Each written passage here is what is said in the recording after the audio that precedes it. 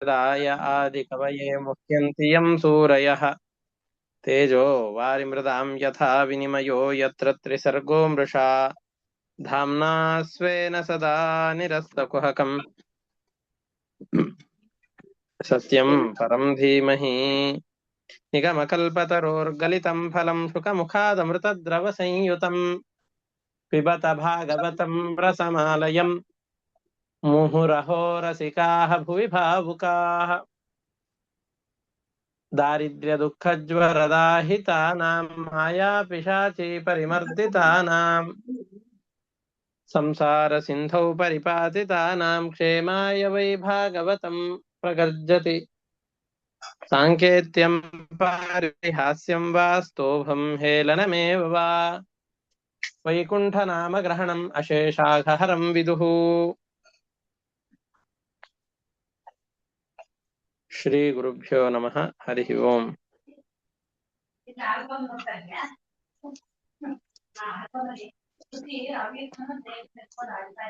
ಇಲ್ಲಿಯವರೆಗಿನ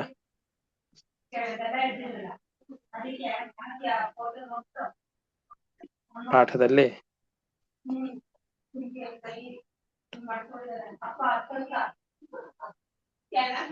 ಇದರಲ್ಲಿ ರಾಮ ಮತ್ತು ಕೃಷ್ಣರು ಇವರಿಬ್ಬರು ಕೂಡ ಧೇನುಕಾಸುರನ ಸಂಹಾರವನ್ನು ಮಾಡಿದ್ದಾರೆ.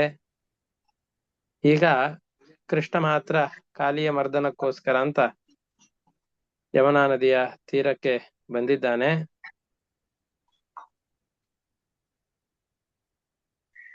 ಯಮುನಾ ನದಿಯ ತೀರಕ್ಕೆ ಬಂದಾಗ ಅಲ್ಲಿ ತನ್ನ ಅಣ್ಣನಾದ ಬಲರಾಮನನ್ನ ಕರೆದುಕೊಂಡು ಬಂದಿಲ್ಲ. ತನ್ನ ತಂದೆ ತಾಯಂದಿರನ್ನ ಸಮಾಧಾನ ಮಾಡುವ ಉದ್ದೇಶದಿಂದ ಬಲರಾಮನನ್ನ ಅಲ್ಲೇ ಬಿಟ್ಟಿದ್ದಾನೆ. ಅಷ್ಟೇ ಅಲ್ಲದೇನೆ ಬಲರಾಮ ವಸ್ತುತಃ ಶೇಷದೇವರ ಅವತಾರ. ಅವರ ವಂಶಜರೇ ಆದವನು ಈ ಕಾಲಿಯ ಮುಂತಾದವರು. ಅವನ ಎದುರಿನಲ್ಲಿ ಇವನ್ ತಲೆ ಮೇಲೆ ಹಾಗೆ ಕುಣಿತಾ ಇದ್ದೆ ಅಂತಂದು ಹೇಳಿದರೆ ಇವನಿಗೆ ಎಲ್ಲಿ ವ್ಯಥೆ ಆಗತ್ತೋ ಅಂತ ಕರೆದುಕೊಂಡು ಬಂದಿಲ್ಲ ಅಂತ ಹಾಗೆ ಒಂದು ಕಾರಣವನ್ನು ಕೊಟ್ಟಿದ್ದಾರೆ. ಈಗ ಕೃಷ್ಣ ತನ್ನ ಸಂಗಡಿಗರ ಜೊತೆಯಲ್ಲಿ ಬಂದಿದ್ದಾನೆ. ಬಂದು ಈ ನೀರನ್ನು ಕುಡಿದಾಗ ಅವರೆಲ್ಲ ಮೂರ್ಛಿತರಾಗಿ ಬಿದ್ದಿದ್ದಾರೆ. ಪಶುಪಕ್ಷಿಗಳೆಲ್ಲವೂ ಕೂಡ ಮೂರ್ಛಿತವಾಗಿ ಬಿದ್ದಿವೆ. ಆ ಸಂದರ್ಭದಲ್ಲಿ ಕೃಷ್ಣ ತನ್ನ ನೋಟದಿಂದಾಗಿ ಇವರೆಲ್ಲರನ್ನ ರಕ್ಷಿಸಿದ ಅನ್ನುವ ಕಥೆಯನ್ನ ನಾವು ಗಮನಿಸಿದ್ದೇವೆ. ಇದಾದ ಮೇಲೆ ಏನಾಗಿದೆ ಅದನ್ನ ಇಲ್ಲಿ ಹೇಳ್ತಾ ಇದ್ದಾರೆ. ಪರಮಾತ್ಮ ಮೊದಲಿಗೆ ಸರ್ವಶಕ್ತ.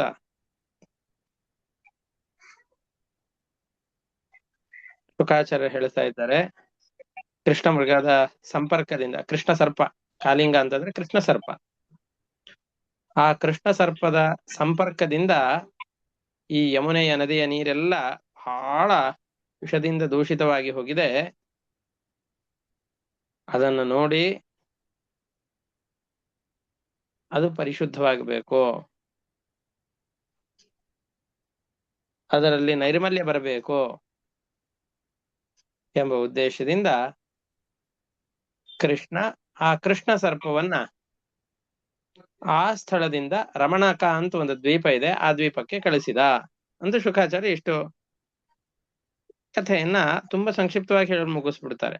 ಈ ನೀರೆಲ್ಲ ಶುದ್ಧವಾಗಬೇಕು ಅಂತಂದ್ರೆ ಆ ಕೃಷ್ಣ ಸರ್ಪವನ್ನ ಅಲ್ಲಿಂದ ಬೇರೆ ಕಡೆಯಲ್ಲಿ ಕಳಿಸ್ಬೇಕು. ಕೃಷ್ಣ ಆ ಸರ್ಪವನ್ನ ಆ ಸ್ಥಳವನ್ನು ಬಿಟ್ಟು ಮತ್ತೊಂದು ಸ್ಥಳಕ್ಕೆ ಅಂತ ಕಳಿಸ್ತಾ ಇದ್ದಾನೆ. ಇಷ್ಟು ಸಂಕ್ಷಿಪ್ತವಾಗಿ ಶುಕಾಚಾರ್ಯ ಹೇಳ್ಬಿಟ್ರು. ಅಯ್ಯೋ, ಇದನ್ನ ಕೇಳಿದ ತಕ್ಷಣ ಪರೀಕ್ಷಿತ ರಾಜನಿಗೆ ಅಯ್ಯೋ ಇಷ್ಟು ಸಂಕ್ಷಿಪ್ತವಾಗಿ ಏನ್ ಹೇಳ್ಬಿಟ್ರಲ್ಲಪ್ಪ, ಸ್ವಲ್ಪ ವಿಸ್ತಾರವಾಗಿ ಆ ಕಥೆಯನ್ನು ಹೇಳಿ ನಮಗೆ. ಕೃಷ್ಣ ಆ ಕಾಲಿಯ ಸರ್ಪವನ್ನ ಹೇಗೆ ದಮನ ಮಾಡಿದ, ಬೇರೆ ಕಡೆಯಲ್ಲಿ ಹೋಗ್ಲಿಕ್ಕೆ ಹೇಗೆ ಒಪ್ಪಿಸಿದ, ಅಷ್ಟೇ ಅಲ್ಲ ಅನೇಕ ಯುಗಗಳಿಂದ ಅಲ್ಲೇ ವಾಸವಾಗಿದ್ದಾನೆ ಅಂತ ಹೇಳ್ತಾ ಇದ್ರಿ. ಇವತ್ತು ನಿನ್ನೆ ಬಂದವನಲ್ಲ ಅವನು. ಇಷ್ಟು ವರ್ಷಗಳಿಂದ ಅಲ್ಲೇ ವಾಸವಾಗಿರ್ಲಿಕ್ಕೆ ಸಾಧ್ಯ ಹೇಗಾಯ್ತು? ಇಷ್ಟೆಲ್ಲ ಪ್ರಶ್ನೆಗಳನ್ನು ಕೇಳಿದಾಗ ಮೊದಲಿಗೆ ಕೃಷ್ಣ ಹೇಗೆ ಕೃಷ್ಣ ಸರ್ಪವನ್ನು ದಮನ ಮಾಡಿದ ಅನ್ನೋ ಕಥೆಯನ್ನ ಹೇಳಿಬಿಡ್ತಾರೆ. ಅದಾದ್ಮೇಲೆ ಅವನ್ ಯಾಕೆ ಬಂದು ಇಲ್ಲಿ ವಾಸ ಮಾಡಿದ ಆ ಎಲ್ಲ ಕಥೆಯನ್ನು ಮುಂದೆ ಹೇಳ್ತಾರೆ.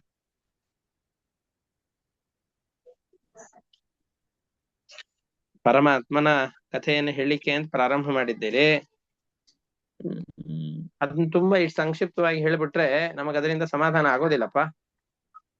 ಗೊಲ್ಲನಾಗಿದ್ದಾನವನೀಗ, ಯಾವ್ದೋ ದನ ಕಾಯೋನು ಅಂತಂದ್ ಕರಿತೇವಲ್ಲ, ಮನೆಯಲ್ಲೆಲ್ಲ ನೀವು ಚೆನ್ನಾಗಿ ಓದ್ಲಿಲ್ಲ ಅಂತಂದ್ ಹೇಳಿದ್ರೆ ದನ ಕಾಯ್ಲಿಕ್ಕೆ ಕಳಿಸ್ತೇವೆ ಅಂತ ಹೇಳ್ತೇವೆ. ಅಂದ್ರೆ ನಮ್ಮ ಈಗಿನ ಸಮಾಜದಲ್ಲಿ ದನಗಳನ್ನು ಕಾಯೋದು ಅನ್ನೋದು ಓದು ಬರಹ ಗೊತ್ತಿಲ್ಲದೆ ಇರೋರು ಮಾಡುವಂತಹ ಕೆಲಸ ಅಂತಿದೆ. ಆದರೆ ಇಡೀ ಜಗತ್ತಿಗೆ ಒಡೆಯನಾದಂತಹ ಕೃಷ್ಣ ತನ್ನ 6 ರಿಂದ 9 ವಯಸ್ಸಿನ ಮಧ್ಯದಲ್ಲಿ ಗೋವಳನಾಗಿ 100 ಹಸುಗಳನ್ನ ಕಾಯ್ತಾ ಇದ್ದಾನೆ. ಪರಮಾತ್ಮನ ಆ ಲೀಲಾಮೃತವನ್ನ ನಮಗೆ ಹೇಳಿ ಇಷ್ಟು ಸಂಕ್ಷಿಪ್ತವಾಗಿ ಅಷ್ಟು ಕಥೆಯನ್ನು ಹೇಳಿಬಿಟ್ರಿ ಅಂತಂತ ಹೇಳಿದ್ರೆ ನಮಗೆ ತವಕ ಉಂಟಾಗತ್ತೆ, ಕುತೂಹಲ ಉಂಟಾಗತ್ತೆ, ಏನೇನ್ ಕೃಷ್ಣ ಮಾಡಿದ್ದಾನೆ ಅಂತ ಮತ್ತೆ ಕೇಳಬೇಕು ಅಂತ ಆಸೆ ಉಂಟಾಗ್ತಾ ಇದೆ. ಅದನ್ನು ಚಿವುಟಿ ಹಾಕಿ ತುಂಬಾ ಸಂಕ್ಷಿಪ್ತವಾಗಿ ಆ ಕೃಷ್ಣನ ಕಥೆಯನ್ನು ಹೇಳಬೇಡಿ ಅಂತ ಹೇಳ್ತಾ ಇದ್ದಾರೆ. ಇಷ್ಟು ಹೇಳಿದಾಗ ಶುಕಾಚಾರ್ಯ ಆ ಕಥೆಯನ್ನು ವಿಸ್ತಾರವಾಗಿ ಹೇಳ್ತಾ ಇದ್ದಾರೆ. ಶ್ರೀ ಶುಕ ಉವಾಚ ವಿಲೋಕ್ಯ ದೂಷಿತಾಂ ಕೃಷ್ಣಾಂ ಕೃಷ್ಣಃ ಕೃಷ್ಣಾ ಹಿ ನ ವಿಭುಃ ತಸ್ಯಾ ವಿಶುದ್ಧಿಮನ್ವಿಚ್ಛನ್ ಸರ್ಪಂ ತಮುದವಾಸಯತ್. ಆ ಕೃಷ್ಣ ಸರ್ಪದ ಸಂಪರ್ಕದಿಂದಾಗಿ ಯಮುನಾ ನದಿಯ ಮಡುವಿನ ನೀರೆಲ್ಲ ದೂಷಿತವಾದ ಸಂದರ್ಭದಲ್ಲಿ ಆ ಯಮುನಾ ನದಿಯ ಶುದ್ಧಿಯನ್ನು ಮಾಡಬೇಕು ಎಂಬ ಬಯಕೆಯಿಂದ ಕೃಷ್ಣ ಆ ಸರ್ಪವನ್ನ ಉದವಾಸಯತ್ ಬೇರೆ ಕಡೆಗಳಿಗೆ ಸ್ಥಳಾಂತರಿಸಿದ. ಕಥಮಂತರ್ಜಲೆ ಅಗಾಧೆ ನ್ಯಗೃಹಾತ್ ಭಗವಾನಹಿಂ ಸ ವೈ ಬಹುಯುಗಾವಾಸಿ ಯಥಾಸೀದ್ ವಿಪ್ರಕಥ್ಯತಾಂ. ಇಷ್ಟ ಹೇಳಿದ ತಕ್ಷಣ ಪರೀಕ್ಷಿತ ರಾಜ ಪ್ರಶ್ನೆ ಮಾಡ್ತಾ ಇದ್ದಾನೆ, ಭಗವಂತ ಅಗಾಧವಾದ ಈ ಯಮುನೆಯ ಜಲ, ನೀವೆಲ್ಲ ಯಮುನಾ ನದಿಯ ಪಾತ್ರವನ್ನು ನೋಡಿದ್ರಿ ಅಂದ್ರೆ ಕೆಲವೊಂದಿಷ್ಟು ಪ್ರದೇಶದಲ್ಲಿ ತುಂಬಾ ವಿಸ್ತಾರವಾದ ಪಾತ್ರ ಅದು ಯಮುನಾ ನದಿಯದ್ದು. ತುಂಬಾ ವಿಸ್ತಾರವಾದ ಪಾತ್ರ ಅಷ್ಟೇ ಅಲ್ಲ, ಆ ಮಡುವು ಕೂಡ ಆಳವಾದ ಮಡು, ಅದು ಸಾಮಾನ್ಯವಾದದ್ದಲ್ಲ, ಗಾಢವಾದ ಅತ್ಯಂತ ಗಹನವಾದ ಮಡು ಅದು. ಅಂತಹ ಅಗಾಧವಾದ ಜಲದ ಮಧ್ಯದಲ್ಲಿ ಸರ್ಪವನ್ನ ಕೃಷ್ಣ ಹೇಗೆ ದಮನ ಮಾಡ್ತಾನೆ? ಯಾಕೆ ಅಂತಂದ್ರೆ 6-8 ವರ್ಷದ ವಯಸ್ಸಿನ ಮಕ್ಕಳವರು, ನಾವು ಆಗ ತಾನೇ ಮಕ್ಕಳನ್ನ ಸ್ವಿಮ್ಮಿಂಗ್ ಕ್ಲಾಸಿಗೆ ಅದಕ್ಕೆ ಇದಕ್ಕೆ ಅಂತ ಕಳಿಸ್ಲಿಕ್ಕೆ ಪ್ರಾರಂಭ ಮಾಡಿರ್ತೇವೆ. ಅದು ಎಲ್ಲಿ ಅವನು ಮುಳುಗದೆ ಇರುವಂತಹ ಚಿಕ್ಕ ಚಿಕ್ಕದ ಯಾವ್ದೋ ಸ್ವಿಮ್ಮಿಂಗ್ ಪೂಲ್ ಎಲ್ಲ ಇರತ್ತಲ್ಲ, ಅಲ್ಲಿ 10 ಜನ ಟ್ರೈನರ್ಸ್ಗಳು ಅವರು ಇವರು ಅದಕ್ಕೆ ಅಂತ ಮುಳುಗದೆ ಇರುವಂತಹ ಬಟ್ಟೆಗಳು ಅದು ಇದು ಎಲ್ಲ ಹಾಕಿ ಟ್ಯೂಬ್ಗಳನ್ನೆಲ್ಲ ಕಟ್ಟಿ ನೀರೊಳಗ್ ಬಿಟ್ರೆ 4 ಸಾರ್ತಿ ಕುಡಿದು 5ನೇ ಸಾರ್ತಿ ಬೇಡ, ಈ ಈಜು ಬೇಡ, ನನಗೂ ಬೇಡ, ನೀರಿಲ್ದೆ ಇರೋ ಬಾವಿಯಲ್ಲೇ ನಾ ಈಜ್ ಕಲಿತೇನೆ ಅಂತ ಹೊರಡುವಂತಹ ಜನರು ನಾವಾದ್ರೆ, ಕೃಷ್ಣ 6 ರಿಂದ 9 ವರ್ಷದ ವಯಸ್ಸಿನ ಬಾಲಕ, 8 ವರ್ಷ 7-8 ವರ್ಷದ ಬಾಲಕ ಅವನು. ಆ ಯಮುನಾ ನದಿಯ ಗಾಢವಾದ ಮಡು ಅಂತಂದ್ರೆ ಸುಳಿ ಇರುವಂತಹ ಪ್ರದೇಶ ಅಂತ ಅರ್ಥ. ಅತ್ಯಂತ ಆಳವಾದಂತಹ ಇದು ಬಾವಿ ಇರುವಂತಹ ಪ್ರದೇಶ. ನೀವೆಲ್ಲ ಉಡುಪಿಯ ಮಧ್ವ ಸರೋವರದ ಬಗ್ಗೆ ಕೇಳಿದಿರಿ ಅಂತಂದ್ರೆ ಗೊತ್ತಿರತ್ತೆ. ಈ ದೇವಸ್ಥಾನದ ಎದುರುಗಳಲ್ಲಿ ಪುಷ್ಕರಣಿಗಳು, ಸರೋವರಗಳು ಅಂತ ನೀರಿನ ದೊಡ್ಡ ಇದು ಸ್ನಾನಕ್ಕೆ ಪೂಜೆಗೆ ಇದಕ್ಕೆಲ್ಲ ಇರುತ್ತೆ. ಆ ಮಧ್ವ ಸರೋವರದ ಯಾವ ಭಾಗ ಇದೆಯೋ ಅದನ್ನೆಲ್ಲ ಸ್ವಚ್ಛ ಮಾಡಿದಾಗ ಅದರಲ್ಲಿ 7-8 ಬಾವಿಗಳಿವೆ. ಮೇಲ್ಗಡೆಯಿಂದ ನೋಡ್ಲಿಕ್ಕೆ ಸರೋವರದ ಆಳ ಇಷ್ಟಿದೆ ಅಂತ ಅನಿಸುತ್ತೆ, ಆದ್ರೆ ಒಳಗಡೆಯಲ್ಲಿ ಆ ಬಾವಿಗಳಿರೋದ್ರಿಂದ ಮತ್ತೆ ತುಂಬಾ ಆಳದಲ್ಲಿ ಆ ನೀರು ತುಂಬಿಕೊಂಡಿರುತ್ತೆ. ಹಾಗೆ ಈ ನದಿಯ ಜಲವು ಕೂಡ ಹೊರಗಡೆಯಿಂದ ನೋಡ್ಲಿಕ್ಕೆ ಇಷ್ಟೇ ಎತ್ತರ ಇದೆ ಅಂತ ಅನ್ನಿಸುತ್ತೆ. ಆದ್ರೆ ಬೇಸಿಗೆಯಲ್ಲಿ ನದಿಯೆಲ್ಲ ಬತ್ತಿ ಹೋದಾಗ ನಾವ್ ಈ ಕಲ್ಲಿನಲ್ಲಿ ಬಂದು ಸ್ನಾನ ಮಾಡಿದ್ವಿ, ಒಂದ್ ಹೆಜ್ಜೆ ಆ ಕಡೆ ಏನಾದ್ರೂ ಇಟ್ಬಿಟ್ಟಿದ್ರೆ ಪೂರ್ತಿ ಮುಳುಗೇ ಹೋಗಿಬಿಡ್ತೇವೆ. ಅಷ್ಟು ಆಳವಾದಂತಹ ಪ್ರದೇಶಗಳೆಲ್ಲ ಈ ನದಿಯಲ್ಲಿ ಇರುತ್ತೆ. ಅಂತಹ ಆಳವಾದ ಮಡುವಿಗೆ ಇಷ್ಟು ಚಿಕ್ಕ ವಯಸ್ಸಿನ ಬಾಲಕ ಹೇಗೆ ನೆಗೆದ? ನೆಗೆದು ಈಜಾಡ್ಕೊಂಡು ವಾಪಸ್ ಹೊರಗಡೆ ಬರೋದಲ್ಲ ಅದು.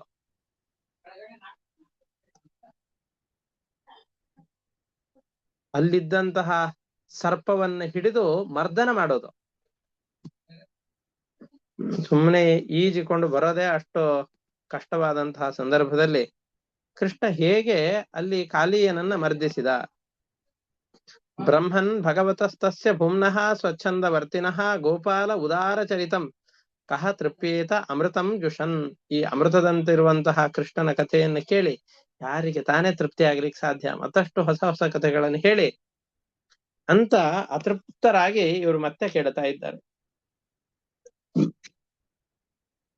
ಆ ಸಂದರ್ಭದಲ್ಲಿ ಶುಕಾಚಾರ್ಯ ಹೇಳ್ತಾ ಇದ್ದಾರೆ, ಕಾಲಿಂದ್ಯಾಂ ಕಾಲಿಯಸ್ಯಾಸೀದ್ ಹೃದಃ ಕಶ್ಚಿದ್ವಿಷಾಗ್ನಿನಾ ಶ್ರಪ್ಯಮಾಣ ಪಯೋ ಯಸ್ಮಿನ್ ಪತಂತ್ಯುಪರಿಗಾಃ ಖಗಾಃ. ಅದಕ್ಕೆ ಇವನು ಇಷ್ಟು ಆಸಕ್ತಿಯಿಂದ ಕೃಷ್ಣನ ಕಥೆಯನ್ನು ಹೇಳು ಅಂತ ಕೇಳಿದಾಗ ಆ ಆಸಕ್ತಿಯನ್ನು ಗಮನಿಸಿದಂತಹ ಶುಕಾಚಾರ್ಯರು ಕಥೆಯನ್ನು ಹೇಳಲಿಕ್ಕೆ ಪ್ರಾರಂಭ ಮಾಡ್ತಾ ಇದ್ದಾರೆ. ಯಮುನಾ ನದಿಯಲ್ಲಿ ಕಾಲಿಯ ಅನ್ನುವ ಹೆಸರಿನ ಒಂದು ಕೃಷ್ಣ ಸರ್ಪ ಇತ್ತು.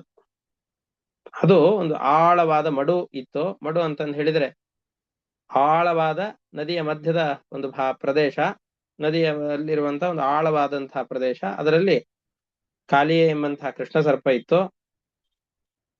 ಅಲ್ಲಿರೋ ನದಿಯ ನೀರು ಮೇಲ್ಗಡೆಯಿಂದ ನೋಡೋರಿಗೆ ಕುದಿತಾ ಇರೋ ಹಾಗೆ ಕಾಣಿಸ್ತಾ ಇತ್ತು. ಕೊತ ಕೊತ ಕೊತ ಅಂತ ಕುದಿತಾ ಇತ್ತು. ಯಾಕೆ ಅಂತಂದ್ರೆ ಅದು ವಿಷದ ಬೆಂಕಿ. ಅದು ಆ ಕೃಷ್ಣ ಸರ್ಪ ಒಳಗಡೆಯಲ್ಲಿ ಜೋರಾಗಿ ಉಸಿರಾಡಿಸಿದರೆ ಅದರ ಸಂಪರ್ಕ ಆಯ್ತು ಅಂತಂದ್ರೆ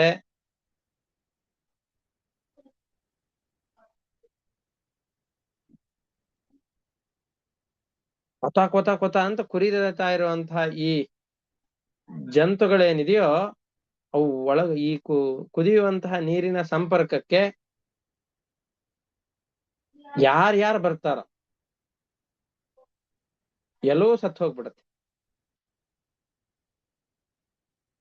ಒಳಗಡೆಯಲ್ಲಿರುವ ಮೀನೇನಾದ್ರೂ ಆ ಪ್ರದೇಶಕ್ಕೆ ಬಂತು ಅಂತಂದ್ರೆ ಆ ಮೀನುಗಳು ಸತ್ತು ಹೋಗ್ಬಿಡತ್ತೆ. ಒಳಗಡೆ ಇರೋ ಸಾಯೋದು ದೊಡ್ಡದಲ್ಲ. ಆ ನದಿಯ ಮೇಲಿನ ಪ್ರದೇಶದಲ್ಲಿ ಯಾವ್ದಾದ್ರೂ ಪಕ್ಷಿಗಳು ಹಾರಿಕೊಂಡು ಹೋಯ್ತು ಅಂತಂದ್ರೆ ಸತ್ತ ಅಲ್ಲೇ ಕೆಳಗಡೆಯಲ್ಲಿ ಬೀಳ್ತಾ ಇತ್ತಂತೆ. ಅಷ್ಟೇ ಅಲ್ಲ, ಅದರ ತೀರದಲ್ಲಿದ್ದಂತಹ ಸ್ಥಾವರ ಜಂಗಮ ಪ್ರಾಣಿಗಳು ಅಂತ ಯಾವ್ಯಾವ ಇದ್ವೋ ಆ ಪ್ರಾಣಿಗಳು ಕೂಡ ಆ ವಿಷ ಜಲದ ಸಂಪರ್ಕ, ಆ ಗಾಳಿಯ ಪ್ರಭಾವ ಇವುಗಳಿಗೆ ತಾಕ್ತು ಅಂತಂದು ಹೇಳಿದ್ರೆ ವಿಷ ಕಣಗಳೆಲ್ಲವನ್ನು ಕೂಡ ಹೊತ್ಕೊಂಡು ಆ ಗಾಳಿ ಬರುತ್ತೆ. ನಿಮಗೇನಾದ್ರೂ ಮದುವೆ ಮನೆಗಳಲ್ಲಿ ಅಲ್ಲಿ ಇಲ್ಲಿ ಎಲ್ಲ ಅತ್ತರು ಇದನ್ನೆಲ್ಲ ಹಾಕುವಂತ ಕೆಲವೊಂದಿಷ್ಟು ಫ್ಯಾನ್ಗಳನ್ನ ಇಟ್ಟಿರ್ತಾರೆ. ಒಳಗಡೆಯಲ್ಲಿ ತಣ್ಣನೆ ನೀರು ಅದೆಲ್ಲ ಹಾಕ್ಬಿಟ್ಟು ಮನೆಯಲ್ಲೇ ಏರ್ ಕೂಲರ್ ಅದನ್ನೆಲ್ಲ ಇಟ್ಕೊಂಡಿರ್ತೇವಲ್ಲ, AC ಅಲ್ಲ, ಒಳಗಡೆಯಲ್ಲಿ ನೀರ್ ಹಾಕಿ ಫ್ಯಾನಿನ ಗಾಳಿ ಬರುವ ಹಾಗೆ ಮಾಡಿಕೊಂಡಾಗ ಒಳಗಡೆಯಲ್ಲಿ ತಂಪು ಗಾಳಿ ಇದ್ರೆ ನೀರಿನ ಜೊತೆಯಲ್ಲಿ ಬರುವಂತಹ ಆ ಗಾಳಿ ತಣ್ಣನೆಯ ಆ ನೀರಿನ ಕಣಗಳನ್ನು ಹೊತ್ತುಕೊಂಡು ಬರುತ್ತಲ್ಲ, ಹಾಗೆ ಈ ನದಿಯ ಮೇಲೆ ಹರಿದುಕೊಂಡು ಬರುವಂತಹ ಗಾಳಿ ಆ ವಿಷವನ್ನು ಕೂಡ ಹೊತ್ತುಕೊಂಡು ಬರ್ತಾ ಇತ್ತು, ವಿಷದ ಕಣಗಳನ್ನು. ಆ ವಿಷದ ಕಣಗಳನ್ನು ಹೊತ್ತುಕೊಂಡು ಬರ್ತಾ ಇರುವಂತಹ ಆ ಗಾಳಿಯ ಸಂಪರ್ಕ ಯಾವ ಪ್ರಾಣಿಗಳಿಗಾಗತ್ತೋ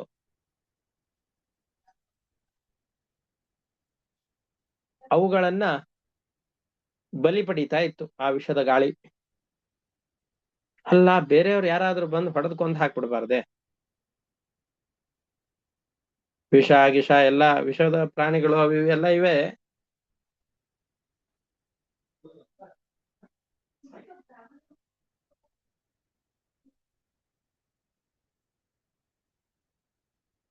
ಇವ್ರು ಸಿಕ್ಕಾಪಟ್ಟೆ ಈ ಬ್ರಹ್ಮದೇವರ ವರದ ಬಲದಿಂದಾಗಿ ಬಲವನ್ನು ಪಡೆದಿದ್ದಾನೆ, ಅವಧ್ಯನಾಗಿದ್ದಾನೆ.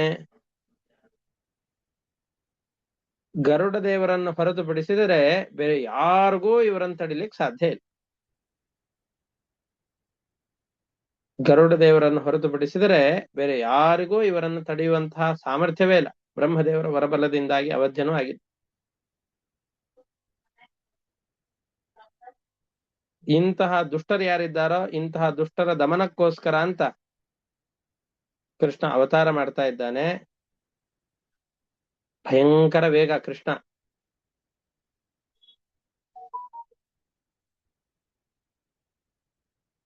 ಈ ಭಯಾನಕವಾದಂತಹ ವೇಗದ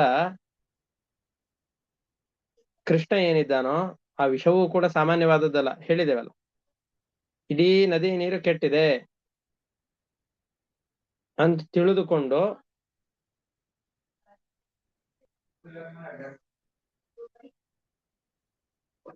ಮೈ ಮೇಲೆ ಹೊತ್ಕೊಂಡಂತಹ ಶಾಟಿ ಇರತ್ತಲ್ಲ, ಅದನ್ನೆಲ್ಲ ಟೊಂಕಕ್ಕೆ ಕಟ್ಟಿಕೊಂಡ. ಗಟ್ಟಿಯಾಗಿ ಕಟ್ಟಿಕೊಂಡು ಒಂದ್ ದೊಡ್ಡ ಈಚಲ ಮರ ಇತ್ತು, ಕದಂಬ ವೃಕ್ಷ ಅಂತ ಕರೀತಾರೆ ಈಚಲ ಮರ. ಆ ಈಚಲ ಮರವನ್ನು ಏರ್ತಾನೆ.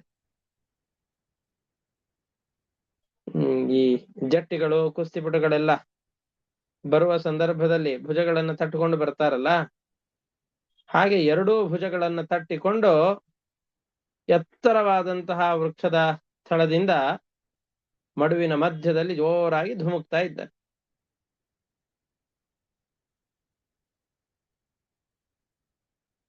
ಇದರಲ್ಲಿ ಒಂದು ಪ್ರಶ್ನೆ ಬರುತ್ತೆ, ಅಲ್ಲ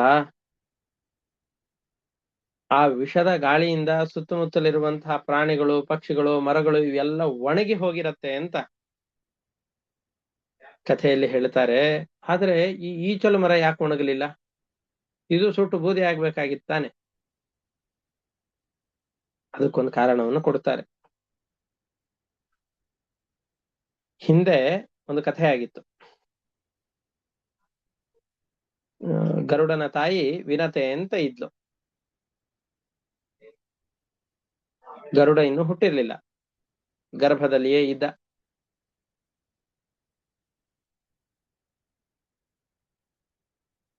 ವಿನತೆ ಅಂತ ಅವಳ ಹೆಸರು, ಗರುಡನ ತಾಯಿ. ಕದ್ರು ಅಂತ ನಾಗಗಳ ತಾಯಿ, ಯಾವ ಸರ್ಪಗಳು ಅಂತೀವಿಯೋ ಆ ಸರ್ಪಗಳ ತಾಯಿ.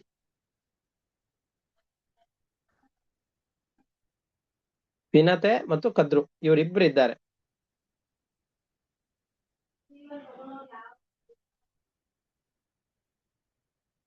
ಈ ವಿನತೆ ಮತ್ತು ಕದ್ರು ಎಂಬುದಾಗಿ ಇಬ್ಬರು ಇದ್ದಾರಲ್ಲ,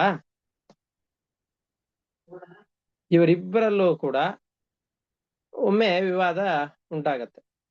ಸಾಯಂಕಾಲದ ಸಂದರ್ಭದಲ್ಲಿ ಕದ್ರು ಮತ್ತು ವಿನತೆ ಇವರಿಬ್ರು ಕೂಡ ಸಂವಾದ ಮಾಡ್ತಾ ಇರ್ತಾರೆ, ಜಗಳವಾಡ್ತಾ ಇರ್ತಾರೆ. ದೂರದಲ್ಲಿ ಒಂದು ಬಿಳಿಯಾದ ಅಶ್ವ ಇರತ್ತೆ, ಬಿಳಿಯಾದ ಬಣ್ಣದ ಒಂದು ಕುದುರೆ ಕಾಣುತ್ತೆ. ಬಿಳಿ ಬಣ್ಣದ ಕುದುರೆ ಕಂಡಾಗ ಇವರಿಬ್ಬರಲ್ಲೂ ಆ ಕುದುರೆಯಲ್ಲಿ ಒಂದು ತಿಲದಷ್ಟು ಕೂಡ, ಎಳ್ಳಿನಷ್ಟು ಕೂಡ ಕಪ್ಪಿನ ಸಂಪರ್ಕವೇ ಇಲ್ಲ ಅಂತ ವಿನತೆ ಹೇಳ್ತಾಳೆ.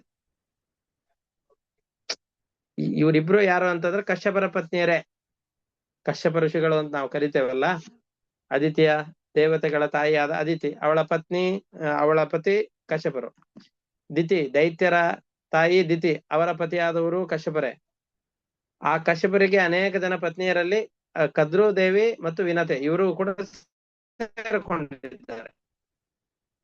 ಮಾತ್ಸರ್ಯದಿಂದ ಇವಳು ಹೇಳ್ತಾ ಇದ್ದಾಳಲ್ಲ, ಅದರಲ್ಲಿ ಸ್ವಲ್ಪ ಕಪ್ಪಿಲ್ಲ ಅಂತ ಹೇಳ್ತಾ ಇದ್ದಾಳಲ್ಲ, ಹಾಗಾಗಿ ಇವಳು ಹೆಂಗ್ ಹೇಳ್ತಾಳೆ ಸರಿ ಕೇಳಿಸ್ತಾ ಇಲ್ಲ ಗುರುಗಳೇ. ಎಲ್ಲ ಸರಿ, ಬಿಳಿ ಇದೆ ಕಪ್ಪಿದೆ, ಹೌದಾ?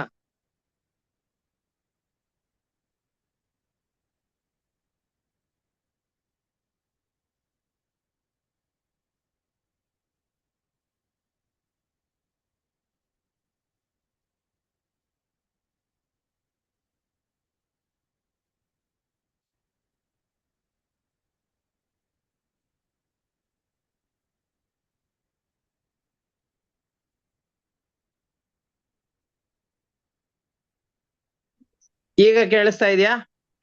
ಕೇಳಿಸ್ತಾ ಇದೆ ಗುರುಗಳು. ಇಡೀ ಭಾಗ ಬಿಳಿಯಾಗಿದೆ ಅಂತ ಏನ್ ಹೇಳಿದ್ಯೋ ಅದು ಎಲ್ಲ ಸರಿ, ಆದ್ರೆ ಆ ಬಾಲದ ಭಾಗ ಏನಿದೆಯೋ, ತುದಿಯ ಭಾಗ ಏನಿದೆಯೋ ಅದು ಮಾತ್ರ ಸ್ವಲ್ಪ ಕಪ್ಪಿದೆ ಅಂತ ಕದ್ರು ದೇವಿ ಹೇಳ್ತಾ ಇದ್ದಾಳೆ. ನಾಗಗಳ ಮಾತೆ. ಇವರಿಬ್ಬರ ಮಧ್ಯದಲ್ಲೂ ಕೂಡ ದೊಡ್ಡ ಗಲಾಟೆ ಆಗ್ತಾ, ಇಲ್ಲ ಇಲ್ಲ ಇಲ್ಲ ಅಂತ. ಅವ್ರು ಹೇಳ್ತಾ ಇದ್ದಾರೆ, ಒಂದು ವೇಳೆ ನಾವ್ ಹೇಳಿದ್ದೇ ಸತ್ಯ ಅಂತ ಇಬ್ರು ಹೇಳ್ತಾ ಇದ್ದಾರೆ. ಅದಕ್ಕೆ ಇವರಿಬ್ರು ಒಂದು ಪಣ ಕಟ್ತಾರೆ. ನೋಡು, ಇಬ್ರು ಮಾತನ್ನ ಆಡಿಬಿಟ್ಟಿದ್ದೇವೆ, ಪರೀಕ್ಷಿಸೋಣ, ಯಾರು ಹೇಳಿದ್ ಸರಿನೋ ತಪ್ಪು ಅಂತ ವಿಚಾರಿಸೋಣ. ಒಂದು ವೇಳೆ ನಾನು ಹೇಳಿದ ಹಾಗೆ ಸರ್ಪದ ತುದಿಯ ಭಾಗದಲ್ಲಿ ಕಪ್ಪಿದೆ ಅಂತಾದ್ರೆ ನೀನು ನನ್ನ ದಾಸಿ ಆಗ್ಬೇಕು, ವಿನತೆಗೆ ಕದ್ರುದೇವಿ ಹೇಳ್ತಾಳೆ. ಒಂದು ವೇಳೆ ಪೂರ್ತಿಯಾಗಿ ಬಿಳಿಯಾಗಿದೆ ಅಂತಾದ್ರೆ ನಾನು ನಿನ್ನ ದಾಸಿಯಾಗಿರ್ತೇನೆ ಅಂತ ಹೇಳ್ತಾ ಇದ್ದಾರೆ. ಈ ರೀತಿಯಾಗಿ ಅವರಿಬ್ಬರು ಕೂಡ ಪಂದ್ಯವನ್ನ ಕಟ್ಟಿಕೊಂಡು ನಾ ಹೇಳಿದ್ದೆ ಸರಿ ಅಂತ ವಿವಾದ ಮಾಡ್ತಾ ಇದ್ದಾರೆ. ಈ ಸಂದರ್ಭದಲ್ಲಿ ಹಾಗೆ ಆಯಿತು ಅಂತ ಇವರೆಲ್ಲ ಕದ್ರುವಿನ ಮಕ್ಕಳು ಸರ್ಪಗಳು ಯಾವ್ದಿವೆಯೋ ಅವರ ಬಳಿಯಲ್ಲಿ ಹೋಗಿ ನೋಡ್ತಾ ಇದ್ದಾರೆ. ಸಮೀಪಕ್ಕೆ ಹೋದ್ರೆ ಎಲ್ಲೂ ಕೂಡ ಕಪ್ಪಿನ ಲೇಷವೂ ಕಾಣಿಸ್ತಾ ಇಲ್ಲ. ವಿನತೆ ಹೇಳುವ ಹಾಗೆಯೇ ಇಡೀ ಶರೀರ ತಿಲದಷ್ಟು ಕಪ್ಪು ಬಣ್ಣಕ್ಕೆ ಅವಕಾಶವಿಲ್ಲದೇನೆ ಪರಿಶುದ್ಧವಾದ ಬಿಳಿಯಾದ ಬಣ್ಣದ ಕುದುರೆಯಾಗಿದೆ. ತಾಯಿಯ ಬಳಿಯಲ್ಲಿ ಬಂದು, ಅಮ್ಮ, ನೀ ಹೇಳಿದ್ ಸುಳ್ಳಾಯ್ತು, ಆ ಕುದುರೆಯ ಬಾಲದ ತುದಿಯ ಭಾಗ ಏನಿದೆಯೋ ಅದು ಕಪ್ಪಾಗಿದೆ ಅಂತ ಹೇಳ್ತಾ ಇದ್ದಾರೆ. ಇವಳಿಗೆ ಸೋಲಿನ ಭಯ ಉಂಟಾಯ್ತು. ತಾನು ಅವಳ ದಾಸಿ ಆಗ್ಬೇಕಾಗತ್ತಲ್ಲ ಅಂತ ಯೋಚನೆ ಬಂತು. ಅದಕ್ಕೆ ಇವಳು ಏನ್ ಮಾಡ್ತಾ ಇದ್ದಾಳೆ ಅಂದ್ರೆ ತನ್ನ ಮಕ್ಕಳಿಗೆಲ್ಲ ಹೇಳ್ತಾ ಇದ್ದಾಳೆ, ನೋಡಿ, ನಾವು ನಾಳೆ ಯಾವಾಗ ಪರೀಕ್ಷೆಯ ಸಂದರ್ಭಕ್ಕೆ ಬರ್ತೇವೋ ಆ ಸಂದರ್ಭದಲ್ಲಿ ಒಂದು ಸರ್ಪ ನೀವು ಹೋಗಿ ಬಾಲಕ್ಕೆ ಸುತ್ತಿಕೊಂಡು ಬಿಡು. ಕೃಷ್ಣ ಸರ್ಪ ದೂರದಿಂದ ನೋಡಿದಾಗ ಅವಳಿಗೆ ಗೊತ್ತಾಗೋದಿಲ್ಲ, ತುಂಬಾ ಹತ್ತಿರಕ್ಕೆ ಬಂದು ನೋಡ್ಲಿಕ್ಕೆ ಆಗೋದಿಲ್ಲ. ಸ್ವಲ್ಪ ದೂರದಿಂದ ನೋಡಿದಾಗ ಇದೇನೋ ಕಪ್ಪು ಬಣ್ಣದಲ್ಲಿ ಇದೆ ಅಂತ ಅವಳು ತಿಳಿದುಕೊಂಡು ಸೋತಂತೆ ಆಗಿ ಅವಳು ಪೂರ್ತಿಯಾಗಿ ನನ್ನ ದಾಸಿ ಆಗ್ತಾಳೆ ಅಂತ ಹೇಳ್ತಾರೆ. ಕೆಲವೊಂದಿಷ್ಟು ಸರ್ಪಗಳು ಅದಕ್ಕೆ ಅಪೋಸ್ ಮಾಡ್ತವೆ, ಬೇಡ ಇದು ಸರಿಯಲ್ಲ ಅಂತ ಹೇಳ್ತವೆ. ಆದ್ರೂ ಅವುಗಳಿಗೆಲ್ಲ ಶಾಪ ಕೊಟ್ಟು ಇವಳು ಏನ್ ಮಾಡ್ತಾಳೆ ಅಂತಂದ್ರೆ ತನ್ನ ಯಾವುದೋ ಒಂದಿಷ್ಟು ಸರ್ಪಗಳಿವೆ ಅಲ್ಲ ಅವುಗಳಿಗೆ ಹೇಳಿ ಕುದುರೆ ಬಾಲಕ್ಕೆ ಸುತ್ತಿಕೊಳ್ಳಿಕ್ಕೆ ಅಂತ ಹೇಳ್ತಾಳೆ. ಮರುದಿವಸ ಹೋಗಿ ಪರೀಕ್ಷೆ ಮಾಡಿದಾಗ ನೋಡಿದ್ರೆ ಹೌದು, ಬಾಲದ ತುದಿಯ ಭಾಗ ಕಪ್ಪಾಗಿದೆ. ಅಂದಿನಿಂದ ಪ್ರಾರಂಭವಾಯಿತು ವಿನತೆಯ ದಾಸ್ಯತ್ವ. ಅವಳು ಕದ್ರುವಿನ ದಾಸಿಯಾಗಿ 100 ವರ್ಷಗಳ ಕಾಲ ಸೇವೆಯನ್ನು ಮಾಡ್ತಾ ಇದ್ದಾಳೆ. ಅವಳು ಕಾಲಾಂತರದಲ್ಲಿ ಗರುಡನನ್ನ ತನ್ನ ಮಗನನ್ನಾಗಿ ಪಡೀತಾಳೆ. ಮಹಾ ಸಾಮರ್ಥ್ಯವುಳ್ಳವನು ಗರುಡ. ನಾವೆಲ್ಲ ನೋಡಿದ್ದೇವಲ್ಲ ಎಂತಹ ಸಾಮರ್ಥ್ಯ ಇದೆ ಅಂತ. ಸಮುದ್ರ ಮಥನದ ಸಂದರ್ಭದಲ್ಲಿ ಯಾವ ಪರ್ವತವನ್ನ ಕಡಗೋಲನ್ನಾಗಿ ಮಾಡಬೇಕೋ ಆ ಪರ್ವತವನ್ನ ಅನಾಯಾಸವಾಗಿ ಬೆನ್ನ ಮೇಲೆ ಹೊತ್ತುಕೊಂಡು ಕ್ಷೀರ ಸಮುದ್ರದ ಬಳಿಯಲ್ಲಿ ತಂದು ಇಟ್ಟವನು ಮಂದರ ಪರ್ವತವನ್ನ. ಅಂತಹ ಸಾಮರ್ಥ್ಯ, ಪರಮಾತ್ಮನ ವಾಹನನಾಗುವಂತಹ ದೊಡ್ಡ ಅದೃಷ್ಟವೂ ಇದೆ. ಇಂತಹವನು ತನ್ನ ತಾಯಿಯ ದಾಸ್ಯವನ್ನ ನೋಡಲಾರದೇನೆ ಏನಾದ್ರೂ ಮಾಡಿ ತನ್ನ ತಾಯಿಯಿಂದ ಈ ದಾಸ್ಯವನ್ನ ತೊಲಗಿಸಬೇಕು ಅಂತಂದುಕೊಂಡು ನನ್ನ ತಾಯಿಯ ದಾಸ್ಯವನ್ನ ಕಳಿಬೇಕು ಅಂದ್ರೆ ಏನ್ ಮಾಡ್ಬೇಕು ಅಂತ ಕೇಳ್ತಾನೆ. ಅದಕ್ಕೆ ನಮಗೆ ದೇವಲೋಕದಿಂದಾಗಿ ಇಂದ್ರನ ಬಳಿಯಿಂದ ಅಮೃತವನ್ನ ತಂದುಕೊಡು, ಅಮೃತವನ್ನ ತಂದು ಕೊಟ್ಟೇ ಅಂತಾದ್ರೆ ನಿನ್ನ ತಾಯಿಯ ದಾಸ್ಯ ಬಿಡುಗಡೆಯಾಗತ್ತೆ ಅಂತ ಹೇಳ್ತಾರೆ. ಹಾಗೆ ಮಾಡಿ ಗರುಡ ಆ ಅಮೃತವನ್ನ ತೆಗೆದುಕೊಂಡು ಬರುವ ಸಂದರ್ಭದಲ್ಲಿ, ಅದು ಮತ್ತೆ ತೆಗೆದುಕೊಂಡು ಬರೋದು ಒಂದು ದೊಡ್ಡ ಕಥೆ ಇದೆ ಇಲ್ಲಿ, ಈಗಂದ್ರೆ ಇಷ್ಟು ನೋಡೋಣ. ತೆಗೆದುಕೊಂಡು ಬರುವ ಸಂದರ್ಭದಲ್ಲಿ ಮಧ್ಯ ವಿಶ್ರಾಂತಿಗೋಸ್ಕರ ಅಂತ ಕುಳಿತಂತಹ ಮರ ಈ ಮರ ಯಾವುದು, ಈ ಕದಂಬ ವೃಕ್ಷ, ಈಚಲು ಮರ. ಅದರಲ್ಲಿ ಸ್ವಲ್ಪ ಅಮೃತದ ಸ್ಪರ್ಶ ಈ ಮರಕ್ಕಾಯ್ತು. ಇದರ ಸುತ್ತಮುತ್ತಲಿನ ಮರಗಳಿಗೂ ಕೂಡ ಸ್ವಲ್ಪಕ್ಕೆ ಅಮೃತದ ವಾಸನೆಯ ಸಂಪರ್ಕ ಆಯ್ತು, ಅಮೃತದ ಪರಿಮಳದ ಸೋಕು ಉಳಿದ ಮರಗಳಿಗೂ ಆಯ್ತು. ಅದರಿಂದ ಈ ಮರಗಳಿಗೆ ಈ ವಿಷದ ಪ್ರಭಾವದಿಂದಲೂ ಕೂಡ ಒಣಗುವಿಕೆ, ಮುದುರುವಿಕೆ, ಬುಡ ಸಮೇತವಾಗಿ ಬೀಳೋದು ಇದು ಯಾವುದೂ ಆಗ್ಲಿಲ್ಲ. ಸರಿ ಆಯ್ತು, ಇವನು ಹೋಗಿ ಆ ಕದ್ರು ದೇವಿಗೆ ಆ ಅಮೃತದ ಕಲಶವನ್ನು ಕೊಟ್ಟು ಇದನ್ನೆಲ್ಲ ಕುಡಿಬೇಕು ಅಂತಂದ್ರೆ ನೀವೆಲ್ಲರೂ ಹೋಗಿ ಸ್ನಾನಾದಿಗಳನ್ನು ಮುಗಿಸಿಕೊಂಡು ಶೌಚಾದಿಗಳನ್ನು ಮಾಡಿಕೊಂಡು ಬಂದು ಈ ಅಮೃತವನ್ನು ಕುಡಿಬೇಕು ಅಂತ ಹೇಳ್ತಾನೆ. ಹೇಳಿ ಒಂದು ದರ್ಭೆಯ ಮೇಲೆ ಆ ಅಮೃತದ ಕಲಶವನ್ನಿಟ್ಟು ಗರುಡ ತನ್ನ ತಾಯಿಯನ್ನ ಬಿಡಿಸಿಕೊಂಡು ಹೋಗ್ತಾನೆ. ಆ ಸಂದರ್ಭದಲ್ಲಿ ಇಂದ್ರ ಇವಳು ಕಪಟತನದಿಂದಾಗಿ ಇದನ್ನು ಪಡಿಲಿಕ್ಕೆ ಅಂತ ಪ್ರಯತ್ನ ಪಟ್ಟಿದ್ರಿಂದಾಗಿ ಆ ಅಮೃತದ ಕಲಶವನ್ನು ಎತ್ತಿಕೊಂಡು ಹೋಗ್ತಾನೆ.